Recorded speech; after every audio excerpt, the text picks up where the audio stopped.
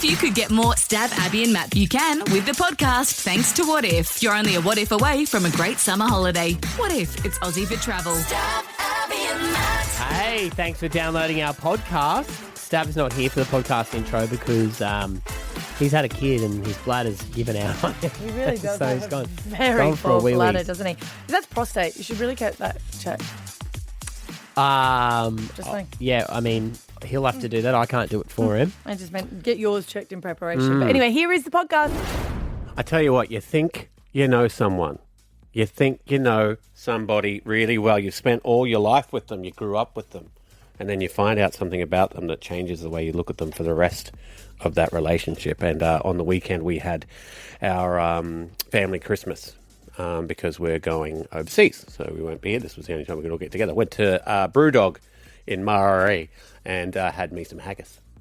A friend of mine is Scottish and sent me a photo saying there was haggis on the menu. Oh, there you go. So I had They to do send it. it to his fellow Scotsman. Yeah, they had So it's a like your full Scottish breakfast. Your extended sort of family Christmas. Yes. Because you, Rawls and Kat, are heading to Norway. That's right, yes. And so it was my mum and her partner Paul, my stepdad, and Sharon and Throwing the her partner. stepdad out. You Anyway, never say let's- that. You always say Paul. That's Wow. exciting. But my Congratulations, little mum, boy. Next step is stepdaddy.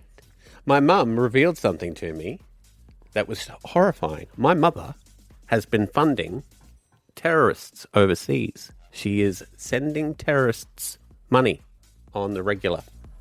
And so we've got her on to explain herself to Brisbane. My mother, Anne, who has been secretly funneling money to terrorists. What's happening? Well, good morning. Morning, Morning. Anne. Well, I got this horrible red text, urgent, from the Commonwealth Bank, and saying that they had put a hold on my account and I had to get a hold of them and it was urgent. And this is on Saturday morning on the way to this before mentioned breakfast. Yes. So I'm on the phone. Lucky you've got a wealthy they- son who'll be there with his wallet. Hey? Absolutely. If you're going to send money, send lots. So they said, we put a hold on your account and we're going to freeze your accounts. And I said, what's the problem? And he said, well, you made a donation. And I went, yes. You transferred money? And I said, yes. And he said, well, the Commonwealth Bank has flagged it as being suspect. So what I sent it to my daughter Sharon. So what I had written was ISIS Christmas present. Oh, my God. That's I know, Abby. So anyway, they said, Oh, you transferred money to your daughter and you titled it ISIS Christmas present. yes, I did, That's because it. I don't have ISIS's bank account. That's a name. That's my... Not yet, apparently not. And it gets worse, Abby, because yeah. it gets Hang on, double hang on. We worse. should stop. I have to Matt doesn't know explain. who we're talking Who's about. ISIS? That's Aaron's ISIS is daughter. Aaron's daughter. Sharon's daughter. Oh, This is Sharon's partner's this is daughter. Yes. her Yes. name. Or is it? Well, just hold here. Yes. Because the next thing that happened was I explained that. I said, look, I put it into my daughter's account Yeah. and it's for my granddaughter's Christmas. And they went, And I said, well, her name is Isis. Yeah. And they said, oh, well, okay, we could maybe clear this up. And then they said, okay, so what's her full name? Now, Abby, you told me my daughter's surname after she got married because I didn't know it. So I said, it's Isis Manson. And they said, okay, and what's her date of birth? And I said, I don't know. Yeah. Yeah, so you've then you've they backed said- up a terrorist organisation with one of the world's worst serial killers as well. Stop it. So then they said, well, what's her address? And I said, I got nothing. Because Yeah, she moves around a lot. No, she's in the Gabba. Yeah, She hasn't moved around. She's been there for Sharon. Yeah, we know where Sharon is. No, where but ISIS they're is. talking about ISIS. ISIS. Yes. Okay. Sure. I She got never stays in nothing. one place very long. No, she moves around, Moves around a lot. terrorising people, Yeah. apparently. I love too. I wonder what sort of terrorist ISIS Christmas. Does look, she she's get this- sending them money for their Christmas party. Does she get this a lot? Does she have to walk around Yeah. with a birth certificate? Because remember when this all came out? Because obviously she's When it old came out, enough. it was real bad. It was really bad. at school? Yes, Yeah. I remember. Yeah, she got teased a lot. Yeah. Do you know what's even worse? Stav, What's that now? I rang Sharon and I said, did you get the money that I sent through for ISIS? And she said no. So I sent her through the bank account details that I had sent it to. And it wasn't Sharon's. So inadvertently, I may have funded bloody ISIS. Someone just got on their account ISIS Christmas money. Okay. Yeah. They're having one crazy Christmas party. Yeah, and I can't supported by get it you. back. Wow. Yeah, and there's some random Terry who's had their account shut down, and Yeah. people are saying that they're terrorists now or Yeah. something. They must have all these names Yeah. just flagged. Yeah. Because really, if you were going to transfer money, you'd probably come up with a code word. Yeah. Wouldn't you? Well, that was what I said to the man at the bank. If I was going to fund ISIS, do you think I'd be stupid enough to put their name there? Yeah. And he went, fair call. I feel sorry for the ISIS terrorists whose party's going to be terrible this year. So who paid for breakfast then? We all went Dutch. We're Scottish, mate. Yeah, but she had a bank account. I didn't did know they- that. We left. Did they sort it out, Anne? Well, they've sorted out the first bit because they've unfrozen me. But I can't sort out the bit that the Where it's person I've gone. sent the money to because I've got no idea where it's gone. So some random person has got ISIS This- Christmas Fund. ISIS Christmas Fund. They're the next ones on the hit list. The feds will probably Don't turn up say at the their word door. hit list, Anne. Oh, we Do love you, not Anne. say hit list. I don't know. No one's on any list. ISIS Christmas parties go for the bang. Stav, Abby, and Matt, the podcast. We want to know on 13 10 60, do you have a know-it-all kid? You're just an idiot parent who hasn't lived. You don't know nothing. Yeah, my 14-year-old is a better driver than me. According to him, he hasn't been in the car, but he knows all the rules. How hard could it be? He's seen me drive everywhere, Every driving day. him to every place. So tell us about your know-it-all kid. Hey, Dave. How you doing, guys? Good. What do you got for us? Look, I just wanted to let Ads know that it's wait until your kids have got their learners and they have done a driving instructor, with an instructor. Yeah. Then all of a sudden, you do not know how to drive at all. You are doing everything wrong. Yeah. 10 and 2, Mum. 10 and 2. Oh, yeah. Everything is wrong after they've done their first lesson. And they know exactly how to drive. Yes. Yep. Yeah. How I don't many- even think it's 10-2 anymore. It has to be 10 and 2. No, it's changed now. What is it Because now? you learnt that when you didn't have power steering. Probably Well, 11 that's and where 3. one rein in 10, one rein in 2, and then you just pull back on the horse. Do you mind if we ask Dave's child, who probably knows more than No, you? I don't want that little know-it-all to tell me how to drive. Oh, he'll tell you. Yeah, He'll tell you about I'm that. sure he will. Hey, Debbie. Hey, Debbie. Hey, how are you? Good. You got a better driver than you? Oh, yeah, my daughter's been doing motor carners since she was 12. So when we drive, because she goes out and does motor carners, she thinks she's the best driver. Yeah. But she's in a controlled So- situation, right? Pardon? She's controlled where she is on when she's driving. She's in a controlled situation, yeah. Yeah. But out on the road, she will go, what'd you do that for? You should have changed gears now. Oh, And it's like, geez. hang on a minute. Yeah. Back off. Yeah. Take the bus. Yeah, so, yeah. And, like, our family comes from a long... Oh, bad Oh, it's connection. gone.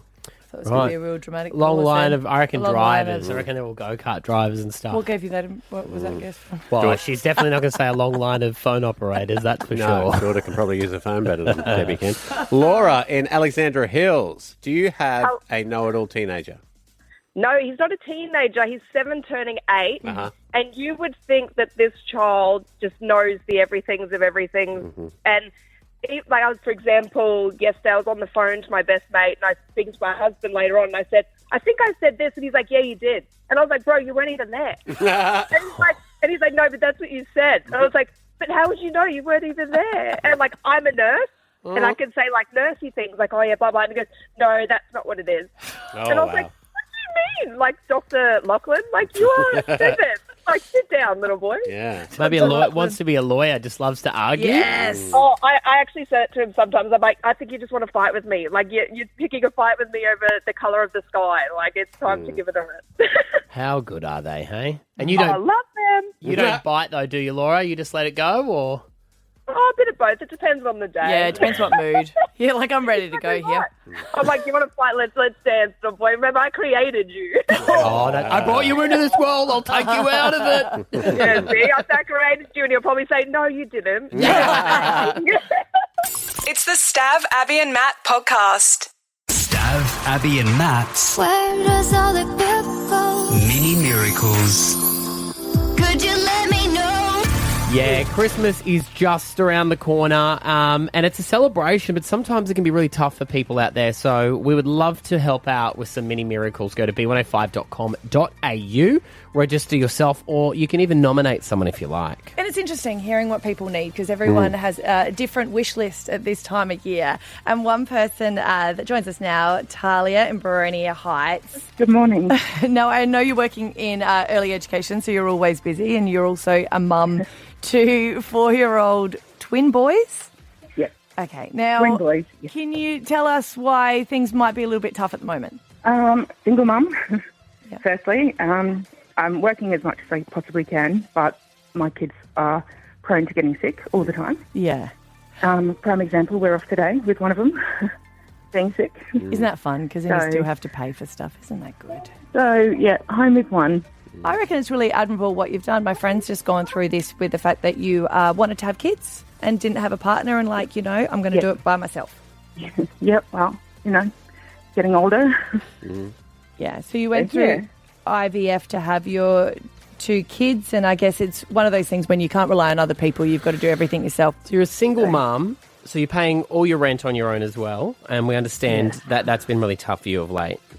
Yes. And it just keeps going up too. Completely. I know it sounds in your voice. You're not disappointing them. You're giving them a great life. Yeah. People tell me that, but yeah, with IVF, there's, a high chance of having twins, but, I didn't expect to have twins, so when they said it was 2, I was like really shocked and like, oh my God, how am I going to afford everything now? Make it work, but I've made it work. What's been the biggest struggle for you of late financially? Cost of living. Even yesterday we went out to Woolworths to grab a top-up of, just the fruit and veg for their lunch boxes. And I didn't get paid till that night, so I had to put it on afterpay, which is embarrassing. But, you got to do what you got to do. Yeah. I live pay to pay. I have to, it's just really hard, especially this time because, the extra bits and pieces I have to buy for Christmas every week and trying to get them sorted. So, Yeah. And then there's a spanner in the works and one of them is sick. Yeah. yes. Yeah. I can't get a full fortnight's worth of work. It's so hard. Yeah. So you get that anxiety when you go to the grocery store, wondering whether you can afford the bits that you need. Yeah. And, as silly as it sounds, yesterday they both wanted, the chocolate coins. So silly, like a small little chocolate coin packet. And they were $3.50 each. And I was like, can we get one to share? Like, how is that? Like, that's so bad. That is terrible. So what is it that you, I guess, wanted to have for your boys? Well, they're very typical boys. So they like, the bikes and the scooters and all that kind of thing. But we've just moved into a new rental and they've made friends with the kids in the street. Mm-hmm. And they always ride their scooters and in a little cul-de-sac with them. Yeah. And they steal my boys steal their scooters because they don't have one. Yeah. And they literally just steal them all the time. So they're like, Mum, I just want a scooter. And I'm like, I looked online, I asked the neighbours, what brand it is and everything. And I was like, maybe. Yeah. Makes you feel crap when you say two of them. You don't want to spoil them, but at the same time, it makes you feel crap saying no. I know, and I say no a lot, Yeah. which is hard, but I have to budget every dollar. Yeah. Yeah. So especially hard with twins because they want the same thing at the same time. It's effectively doubles the price of everything that you have to buy, doesn't it? I know, yeah. It's literally so hard. It is really hard because you just love them so much and you've desperately wanted them so much. And you're right, you're such a joy to have them, but you budgeted for one. So I guess that is. Yeah. That's really And hard. you're doing it on your own. So not only are you carrying the financial pressure yourself, but then you're coming home and taking that emotional pressure. And we heard your story and we just wanted to organise a little something so that you can give your boys the best Christmas. We know that you're like a mum of the year, and we want you to be able to prove it as well, okay? Because we shouldn't focus on physical stuff, but they're 4. Of course, they're going to focus on presents, okay? And you wanted Mad Gear Viral Rave Scooter Velocities, and we're going to buy 2 of them for you. Different colours, I hope. Thank you. So they don't actually fight. And I know that... They'll fight over whichever colour. Yeah, of course they will. Well, we They should double check that actually. Then the colours to Maybe make sure get them there the is same colour so Yeah. they can't fight. No, that doesn't work, because then someone gets a scratch. They fight. Okay, Yeah, they're going to fight. scratch. Yeah. Thank you so much. But I think hearing you go and do the groceries on Afterpay does break our heart, and we just want you to be able to buy a most amazing Christmas lunch or dinner, or maybe even just for a couple of weeks. We're going to give you $600 cash to help out with groceries. What? Sorry. Thank you. Oh, you're welcome. That's all right. Thank you so much. So no more Afterpay. You can buy all those chocolate coins. They'll still get one to share, though. Yeah, of exactly. course, of course. See, when you take away the mum guilt, you're still doing the right thing anyway. But Talia, it's important to us too that you don't have to tell the kids that we did this. No. You say, hey, Mummy got you these for Christmas. Yep, didn't come from us. Take them to the shops, ask them what they want for their Christmas lunch, and you pay for it all right? Thank you so much. I appreciate that so much.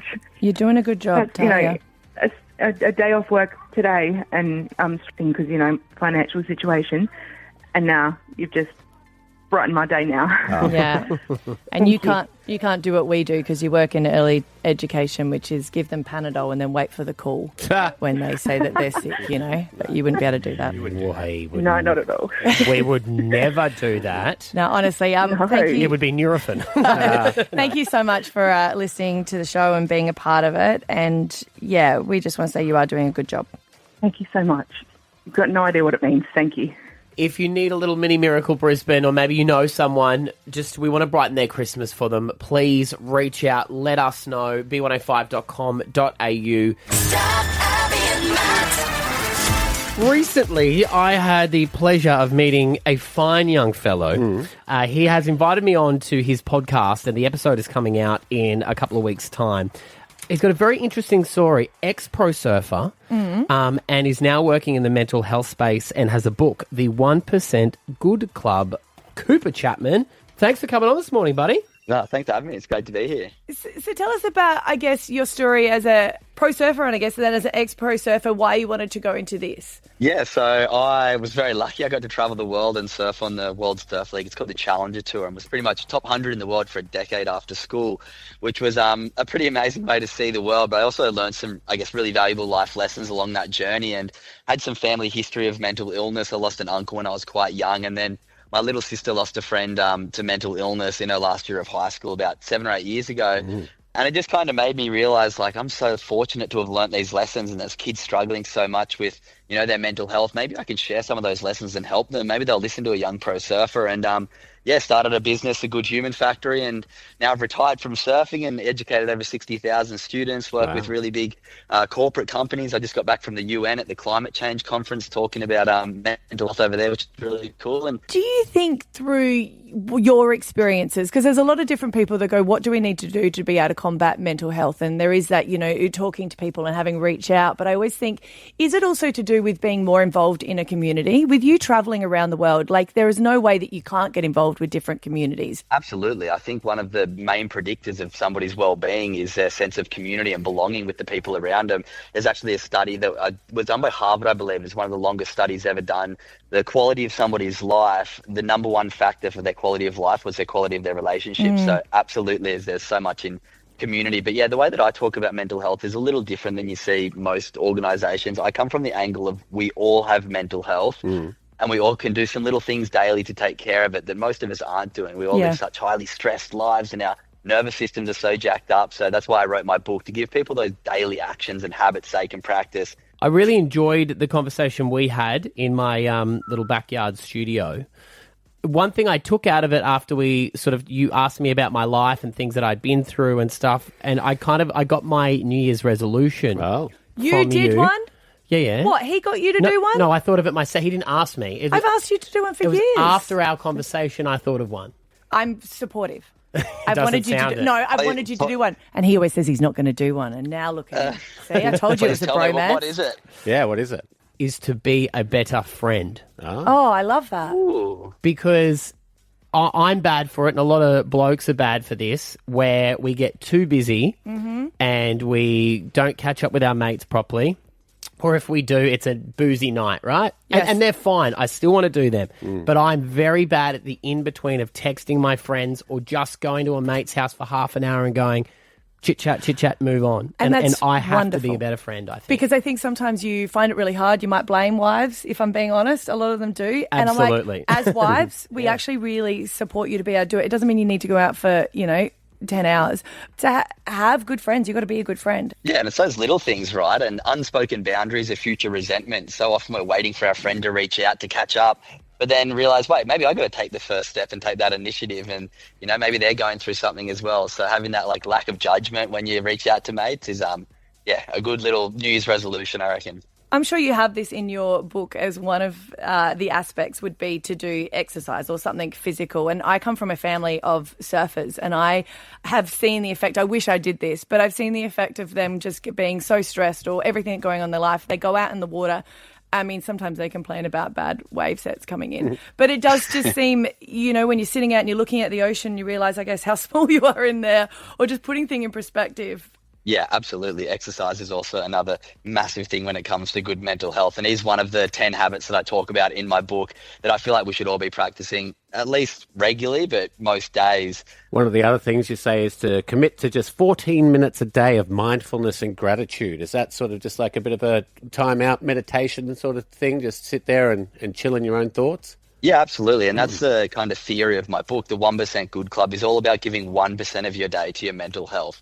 1% of 24 hours is 14 minutes and 24 seconds. So I've built this framework and had a community online practice this with me for the last 4 years, over 2,500 people, of doing 10 minutes of mindfulness in the morning. They get a meditation to do, and every night stopping for a few moments and reflecting on the positives in our day, which is a gratitude practice. And neuroscience shows it's going to release the chemicals in our brain and body that make us feel good. So that was where the concept of the 1% Good started, as a community online. And then when I was offered a chance to write a book, I kind of built even more of a framework to give people those simple actions that are good for their mental health, and a framework to do it every single day that seems achievable. 1%, we can all agree, is pretty easy to do, and that's just 14 minutes.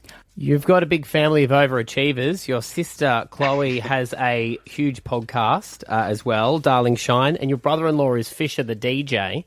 What are the rules around getting him to DJ family events and stuff like that? If someone has an 18th and they're like, Uncle Fish, come on. My little sister had her wedding at the start of the year, and they're still paying off his bill. He's amazing. He just plays at such massive events now, and we all get to go and support so often that if it's something pretty small, he doesn't get on the decks that often, unless he actually did at my sister's wedding because his best friend Richie was DJing, and he couldn't help himself and got on for a few songs, and everyone erupted. So That's cool. It's so cool to see what they're doing. And my sister's got a live tour for her podcast, which is sold out. Where's your favourite place in the world besides Australia? If you've travelled so much with surfing, what's your go-to for a holiday destination? Bali's amazing. I just got back from a little holiday in Bali for Fisher's 40th and my partner's 40th, which is really cool. Where else? I guess now I have to say Brazil's one of my favourite places. I literally got back yesterday from Brazil from the United Nations Climate Change Conference, which was a real eye-opener, going up to the Amazon and learning from all world leaders. This is how I knew Cooper was off to the conference at the UN, because this is how the end of our conversation went when he left my house. All right, I'm off to school pickup. Where are you going? And he said, a UN Climate Change Conference in Brazil. And I said, all right, man, see you later. We're all doing good. Cheers. We're all doing different stuff, different things in life. Man, it's been great to get to know you, and your book, The 1% Good Club, is available right now, and your podcast, Good Humans, as well. You can go and get on board that. Cooper Chapman, great to have you on, buddy. Mate, thank you so much. Yeah, your episode's going to be out in the next couple of weeks. No Good on worries. you, bud. Thank you. Thank you, mate. Stav, Abby and Matt, the podcast. I got some photos from my niece. She sent me a couple of photos to ask my opinion because it's such the cool auntie. And also she probably couldn't ask her dad to pick a dress because they were a little bit revealing. And she is 16 and I said, these are amazing dresses. And it's been weekend after weekend. I was like, wait a minute, what is this for? And she said, it's for year 12 formal. Oh, that's late. Next year. That's early. Okay, so you're getting it now? She goes, no, we're just looking. So her and her friends... Oh, is that so she can bag them? Because don't they do their Facebook page thing? They do, but that's even too early for that. The register is not up because it's not too... I think it's in September next year. Right. But they're shopping now for fun every weekend. Wouldn't styles change? Yeah. Right. That dress is not going to be... But this is just for fun. Right. And it always blows my mind, and my friends were the same, where... What age does it kick in as a female where you go window shopping or you go shopping for fun? Because that's what my friends and I did when we were underage, couldn't go to clubs, but we used to go shopping. And sometimes you would buy things, but often you just wouldn't. Very young. Is it very young? Because Yep. what age is this what she does on weekends now? Yep. Because I said to my son, if you want to meet girls, you have to go to shopping centres. And they're like, what for? I said, to just browse. They go, it's not worth it. Bit weird, though, for a boy to be lingering outside a girls' clothing store too, though. Well, I said they have to eat, maybe the food court. Is he keen or is he zesty? We're not too sure. Yeah, exactly. You don't want to give him the wrong impression, do you? I have been to shopping malls in multiple countries. Do they buy everything? They do buy. Yeah. Yes, but they will shop till I... Do they still have the man seat at every country? If they don't, I will prop up a stool somewhere. I've been told to get off the counter. What? Oh, really? And just because I think They should have a bar. No, because that is lingering. But I think that they should have a seat so you feel like you know what to do. Yeah. Because otherwise you just stand there awkwardly. But it is They're usually in the middle of the centre, not in the shop. Yeah. Per se. They often have it at the shop. In the sitting dressing there. rooms. Yes. Yeah, but they it's a bit. I feel uncomfortable sitting there with girls coming. But then in what and do out. you do when your daughter needs your credit card? Nah. My wife's usually there with her. They've snuck away. And that's money well spent for me not having to be there, I reckon. I just remember what it was like to spend the whole weekend just going out and shopping. And I don't know what the equivalent is Riding elevators. for boys. That's what we used to do. Did you? Yeah, we'd find all sorts of elevators and ride them. It's a great time. Ended up in some weird spots. Our favourites were the ones at the Hilton. I reckon I you're don't the know if that only was that normal because I don't remember. It's a good time. Like, you didn't go bike riding? Yeah, we'd ride our Skateboards? bikes to the elevators. Okay, did you go? What did you do? Sports? We used to make soda bombs. Oh yeah. See what it starts. Don't do that, for kids. Do not do that. The age where I was like, this is why you guys aren't meeting because you're really doing different Because things. girls are doing boring stuff. I had a mate whose dad was a bikie, and so he used to get us fireworks and stuff like that. Oh, I just used to do them with the sparklers, and then you cut them all up and you put them on the lids. Yeah, Don't do that was either. always Don't do fun. that either. Yeah, sure. Don't do anything. No. Go shopping. No. TK Maxx has ruined my bank account. But that's you buying stuff, isn't it? Or is that still the girls? No, every Thursday night, Esther does dance on Thursdays. Yes. Right. And they always come home late because they've been walking around TK Maxx buying drinking receptacles. Oh, yeah. It's like a fun pastime that is Yeah. such an adrenaline rush where you can say that all genders are the same, but I just don't find that men have that urge to go You don't know either, shopping. do you? I used to, though, and then I've grown out of it. Yeah. Maybe I've become more boyish. But I've grown out of it just maybe because I don't have the money. Although they don't need money. They don't money. You just go The window kids don't. shopping. They just go have a look. If you had your dad's money, though, would you go Oh shopping more yes, often? of course I would. Yes, that's a good point. I think a very good that's point. the issue, isn't If it? I won Lotto, I I would go think that shopping is more. like I would enjoy it. Like I love the adrenaline after, and you just get such a high. There is a legitimate shopping high, followed by a bit of a depressing thing when you look at the balance. But you just feel so collecting stuff. I get it from groceries. Is that bad? I love grocery shopping. Is that why you go every day? I go every day. I but love grocery I shopping. love grocery shopping. Why? Stocking up. It's like hunting and gathering. Sorry, I know What are you we doing? were Going sharing. hunting? Yeah. What did you capture? A frozen pizza. Yeah. Put up a fight. Put up a fight. Oh, bro, I need to take you out more. Shopping? Yeah. No, you got to do something. Sometimes I'll go to a different Woolies just to mix it up. Can I take something? I know, it's so much fun. If I give you a list of things to hunt for me, will you hunt them down? Yeah, sure. Yeah? Mm-hmm.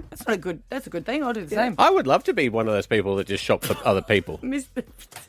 You see them now with the crates going around getting a click and collect. Would you do this? Because last night there was a really bad substitute.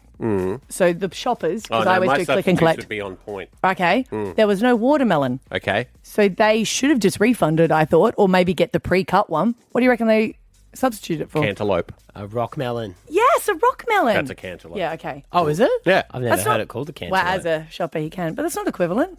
It's a melon. No. It is a melon. Watermelon. What would you do, honeydew? Rock melon? No, I would have. Nothing. Yeah. Well, if given the choice between watermelon and nothing, I'd take watermelon and a cantaloupe if not. I love me a cantaloupe. You know, you could get a side hustle and get one of those jobs. It's my fallback. People ask me about you and they go, what's he like? And so he rides elevators with bags of groceries. And then he goes hunting and gathering in Woolies. Imagine that. Stav will do your shopping for you. Stav, Abby and Matt. Hey, Alpha Bucks tomorrow, your chance to win $50,000. And at 6 a.m, your letter is F. Some of the answers are freezer, friend, and Finding Nemo. And at 7 a.m, it is the Vegemite, vet, and vacuum. And at 8 o'clock, three of your answers are Hills Hoist, hats, and halloumi. Oh, I love halloumi. Good stuff. I'd just go with the cheddar. But that is not your letter, so it's H. No, but halloumi's good in breakfast. If you have a big breakfast, you don't Yeah. want a slice of cheddar. It just feels like rubber to me. You got to have it with some stuff. Sorry, I haven't been doing it right. You're right. Yep. Righto, see you tomorrow, guys. Have a great one. Bye. What if you could get more Stab Abby and Matt Buchanan with the podcast thanks to What If? You're only a what if away from a great summer holiday. What if it's Aussie for travel?